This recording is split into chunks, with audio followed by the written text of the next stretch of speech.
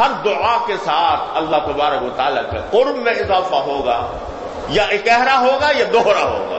جتنا مانگتے جاؤ گے اللہ تعالیٰ سے، اللہ تعالیٰ اتنا ہی قریب کرتے جائیں گے۔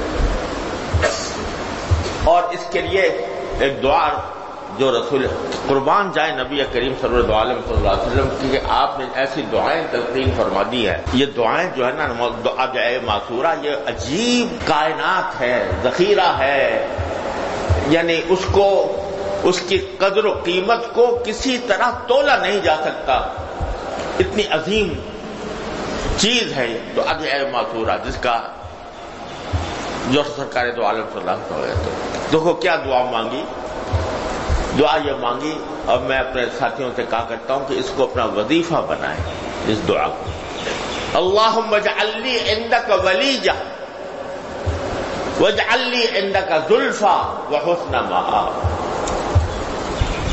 کیا لفظ استعمال فرمایا اللہ تعالیٰ، اللہ رسول کریم صلی اللہ علیہ وسلم، اللہم اجعل لی عندک ولیجہ، اے اللہ میرے لیے اپنی بارگاہ میں میرے لیے مجھے ولیجہ بنا لیجئے۔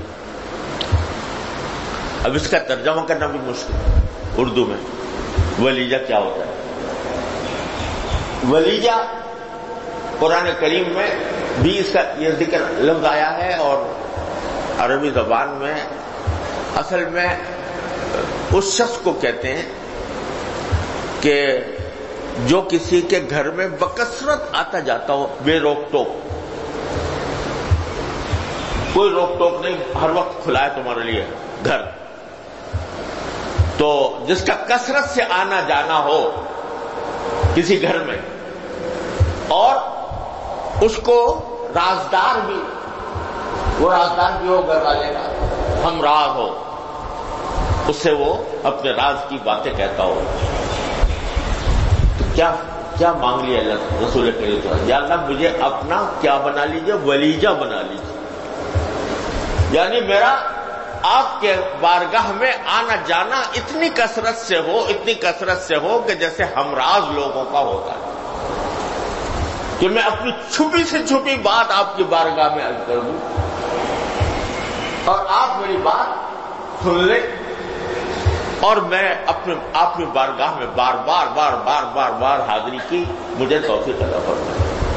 اللہم اجعل لی عندک ولیجہ واجعل لی عندک زلفیٰ، اور میرے لیے مجھے اپنی بارگاہ میں مجھے اپنا قرب عطا فرما دی، وحسن مآب، اور بہترین انجام مجھے عطا فرمائیے، یعنی مرنے کے بعد۔ سرکار دو عالم صلی اللہ علیہ وسلم کی ایک ایک دعا میں ایسی صورتحال ہے کہ اگر ایک دعا بھی قبول ہو جائے اللہ تبارک و تعالیٰ کی بارگاہ میں، انسان کا بیڑا پار ہو جائے۔ تو بتاؤ کہ وہ شخص جس کا اللہ تعالیٰ کے ہاں کثرت سے آنا جانا ہو، یہ ہے اجعل لی عندک ولیجہ، کہ مجھے ایسا بنا لیجیے کہ اب بار بار آنا جانا ہو۔ اور اس کے مفہوم میں ایک اور چیز بھی داخل ہے کہ اس کو اردو میں اس طرح بھی تعبیر کر سکتے ہیں کہ جس کا کسی دوسرے کے معاملات میں دخل ہو، دخل ہے کہ میں معاملات میں دخل ہے کہ مجھے ایسا بنا لیجیے کہ میں آپ سے بات کروں تو میری بات جیسے کسی شخص کا کسی بڑے حاکم کے ساتھ یہاں دخل ہو جائے تو کیا ہوتا ہے، اس کو یہ ناز ہوتا ہے کہ میرا یہ جو حاکم ہے اس سے میری دوستی ہے، اس سے میرا قرب ہے، یہ میرا ان کے ہاں دخل ہے، تو اگر کوئی بات کہوں گا یہ مانیں گے، یہ ناز ہوتا ہے۔ تو وہ بھی ولیجہ کے حکم میں داخل، ولیجہ کے مفہوم میں وہ بھی داخل ہے۔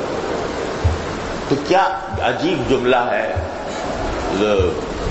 یعنی جب اس کے اوپر غور کیا جاتا ہے تو آدمی جھوم اٹھتا ہے۔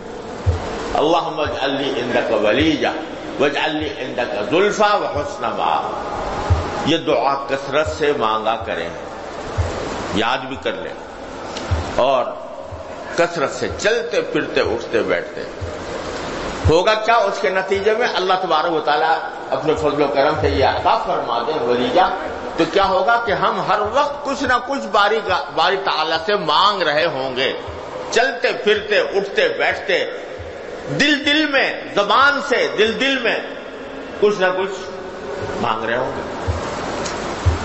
اور جب مانگ رہے ہوں گے کہ تو دنیا کے دینے والوں کا تو یہ حال ہوتا ہے کہ اگر تم کسی دنیا والے سے ایک مرتبہ مانگو، دے دیا اس نے خوش دلی سے، دوسری مرتبہ مانگو، چلو دے دیا، تیسری مرتبہ مانگو، دے دیا. اب تم نے چکر ہی لگا لیا کہ ہر وقت جا کے دروازہ کھٹکھٹا رہے ہو اس کا، تو وہ تمہیں کان پکڑ کے باہر نکال دے گا. تو تو نے وکیل ہی بنا لیا ہے، ہر وقت اس سے مانگتا رہتا ہے. لیکن وہ بارگاہ کریم کی بارگاہ ہے، تو اس میں یہ کہتے ہیں کہ جتنا مجھ سے مانگو گے اتنا ہی میرا قرب حاصل ہوگا. میں دوں یا نہ دوں، میں دوں یا نہ دوں، میری مشیت ہے. میں اپنی مشیت کے تحت جو دینا چاہتا ہوں دیتا ہوں، جو اپنی مشیت کے تحت تمہاری مصلحت نہیں ہوتی نہیں دیتا، لیکن قرب ضرور دیتا ہوں، اپنا قرب ضرور عطا کرتا ہوں. تو منگتے بن جاؤ اللہ تبارک و تعالیٰ کی بارگاہ میں، منگتے بن جاؤ. منگتا اردو میں کہتے ہیں منگتا، یعنی وہ شخص جو ہر وقت مانگتا ہی رہتا ہو.